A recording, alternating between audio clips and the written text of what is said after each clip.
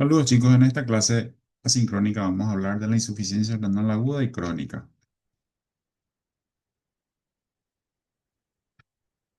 Bien, entonces abordaje clínico de la enfermedad renal crónica y aguda. Los riñones, que sabemos nosotros que son órganos fundamentales para la vida, pero hoy día es una de las principales causas de mortalidad cardiovascular inclusive. Más de 500 millones de personas están afectadas por un cierto grado de enfermedad renal crónica. Uno de cada 10, dos o inclusive 3 de cada 10 probablemente ya a esta altura tiene cierto grado de insuficiencia renal crónica. Si hablamos de nuestros riñones, estamos hablando de empleado del mes, empleado del día, empleado del año, empleado de la vida. Desde nuestra vida intrauterina está filtrando, reabsorbiendo, secretando y excretando.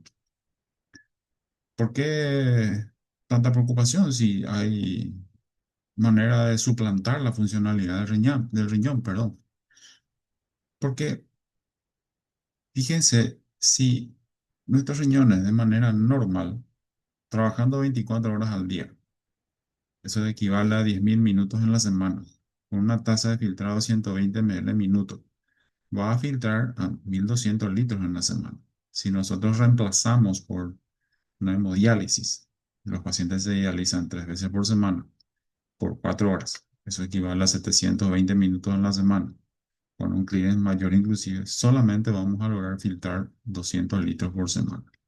Entonces es realmente un verdadero milagro que este órgano tan primitivo que nos acompaña de nuestra vida intraútero pueda darnos tanta sobrevida.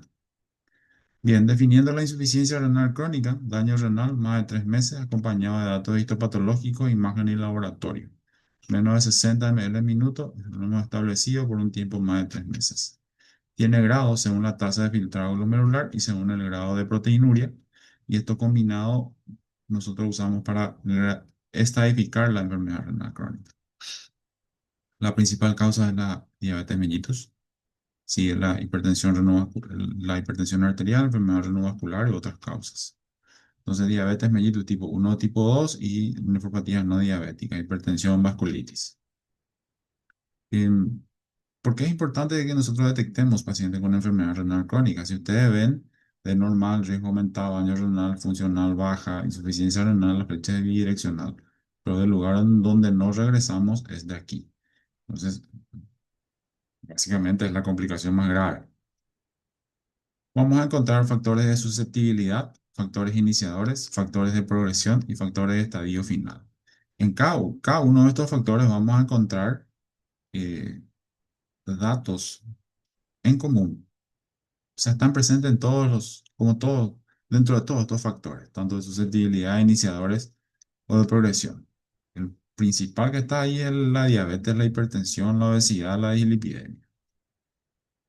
Bien, ¿a quiénes vamos a buscar nosotros? Enfermedad renal crónica. Al hipertenso, al diabético tipo 2 y al que tenga ya una enfermedad cardiovascular establecida. Y vamos a ampliar estos criterios en este listado de pacientes. O sea, a estos también lo vamos a hacer. ¿Pero qué vamos a usar? Vamos a usar la creatinina, usamos el teléfono, ¿qué hacemos con la urea? ¿Le envío mejor al nefrólogo o le pido un clearance de creatinina?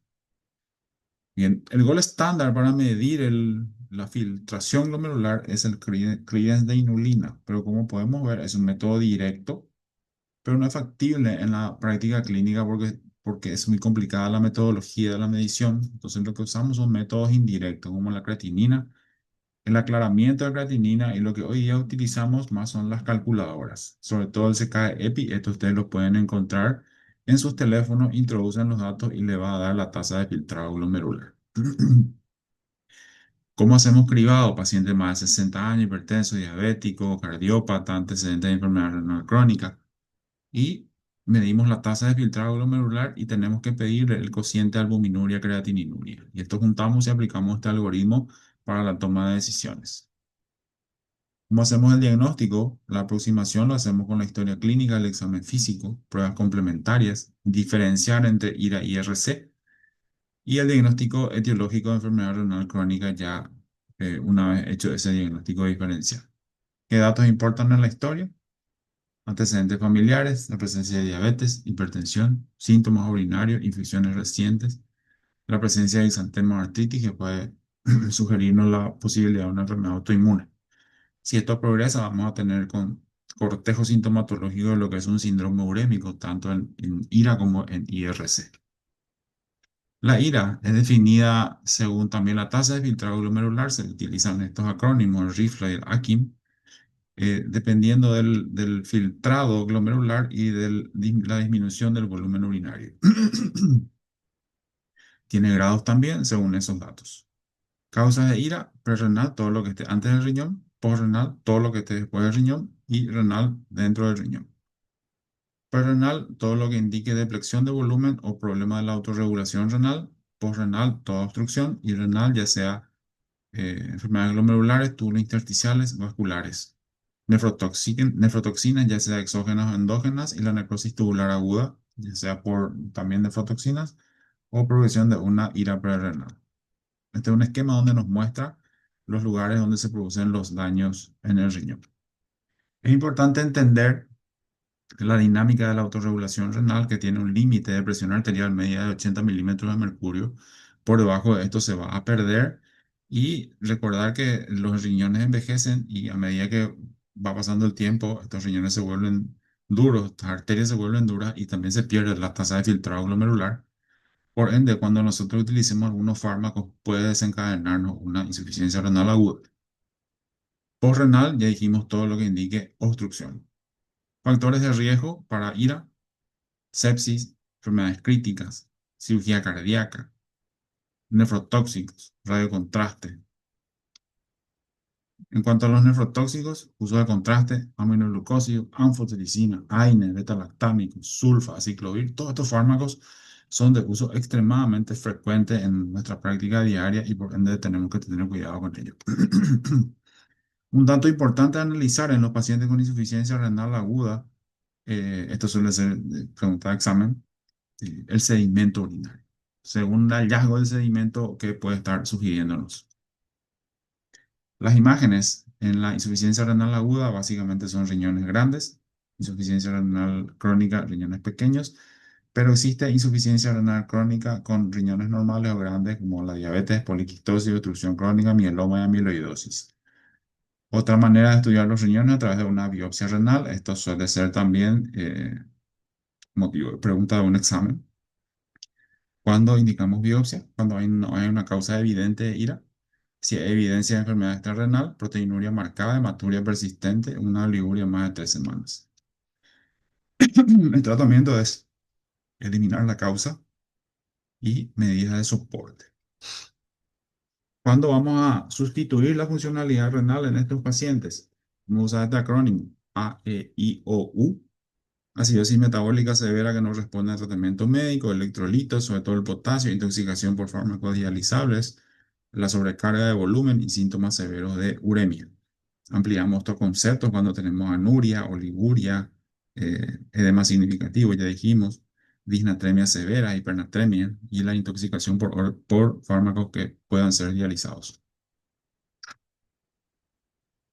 Complicaciones de la insuficiencia renal aguda: el síndrome urémico, la hipervolemia, la hipovolemia, trastornos electrolíticos, acidosis, hemorragias, infecciones, complicaciones cardíacas y trastornos nutricionales.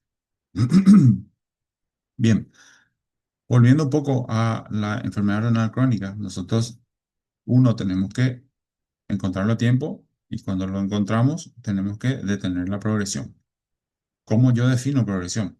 Primero tengo que entender cuánto decrece la funcionalidad de un riñón de manera normal a partir de los 40 años, de 0,7 a 1 ml minuto. Pero vamos a considerar que hay progresión del daño renal, sí.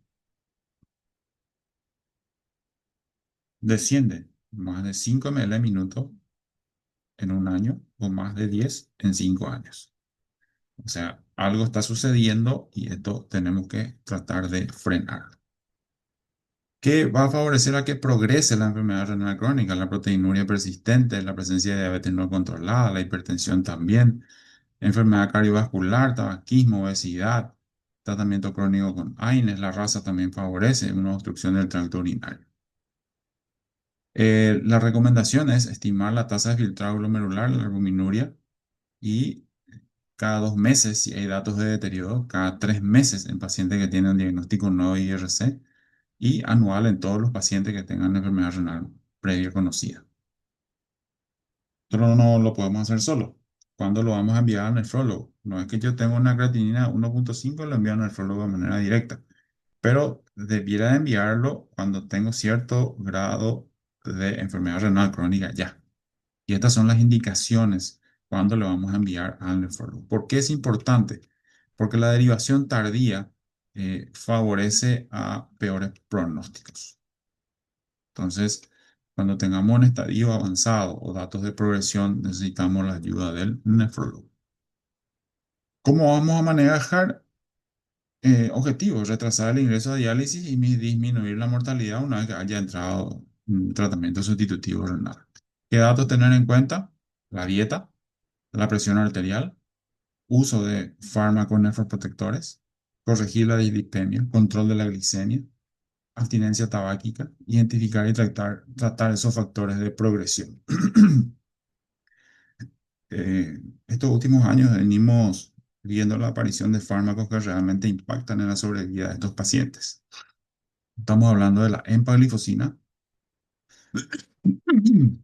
perdón, estamos hablando de la empaglifosina, que redujo la progresión de la enfermedad renal crónica o muerte. Acá les hice un resumen de algunas guías importantes del año pasado y de este año, y los estudios en los cuales se basan.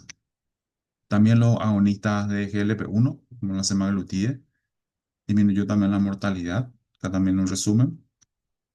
La finerenona y otros fármacos emergentes. La finerenona, basado en estudios de nombre Fidelio, Figaro, Confidence. El Confidence es con empaglifosina. La indicación en diabetes tipo 2 más enfermedad renal crónica con filtrado más de 25 y albuminuria persistente y potasio normal.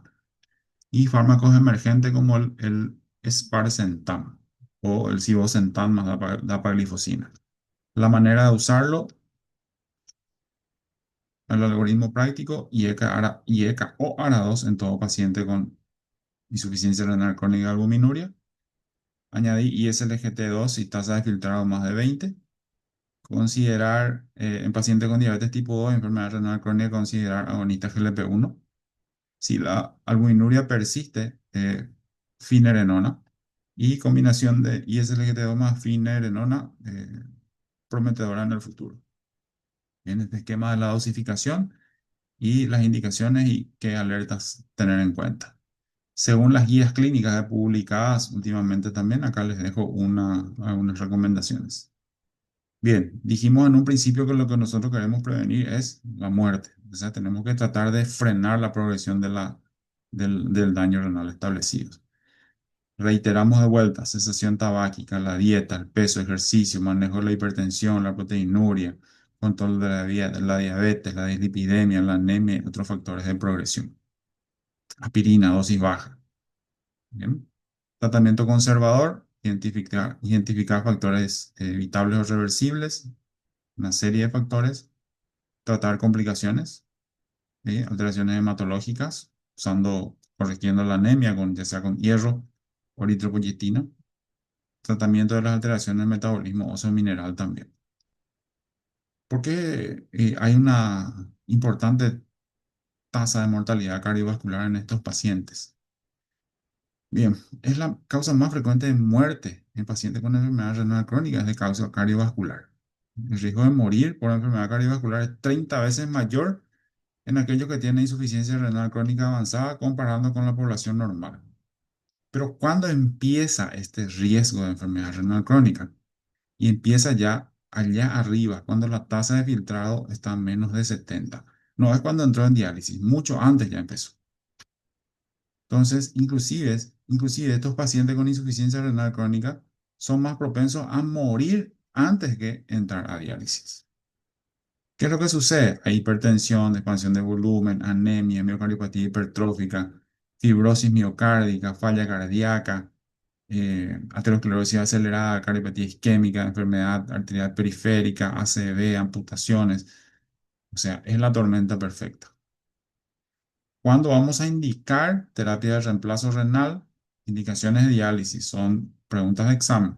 sobrecarga de volumen, hipertensión que no se controla, pericarditis, encefalopatía, sangrado, hipercalemia, síntomas progresivos de uremia, fatiga, náuseas, vómito, pérdida de peso, evidencia de desnutrición. Entonces, muchachos, chicas, cuidar nuestros riñones es cuidar nuestro corazón y nuestra vida. Muchísimas gracias, éxitos en su próximo examen.